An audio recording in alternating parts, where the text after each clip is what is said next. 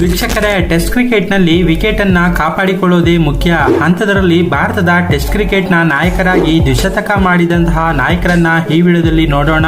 1964 ಫೆಬ್ರವರಿಯಲ್ಲಿ ಮೊಟ್ಟ ಮೊದಲ ಬಾರಿಗೆ ದೆಹಲಿಯ ಫಿರೋಜ್ ಶಾ ಕೋಟ್ಲಾ ಮೈದಾನದಲ್ಲಿ ಇಂಗ್ಲೆಂಡ್ ನ ವಿರುದ್ಧ ಮನ್ಸೂರ್ ಅಲಿ ಖಾನ್ ಅವರು 203 ರನ್ ಅನ್ನ ಗಳಿಸಿದ್ದರು. ಇದು ಭಾರತದ ಮೊಟ್ಟ ಮೊದಲ ದಾಖಲೆಯಾಗಿತ್ತು. ಇದಾದ ನಂತರ 1979ರಲ್ಲಿ ಲಂಡನ್ ದಿ ಓವಲ್ ನ ಸ್ಟೇಡಿಯಂ ನಲ್ಲಿ ಇಂಗ್ಲೆಂಡ್ ನ ವಿರುದ್ಧ ಸುನಿಲ್ ಗವಾಸ್ಕರ್ 221 ರನ್ ಅನ್ನ ಗಳಿಸಿದ್ದರು.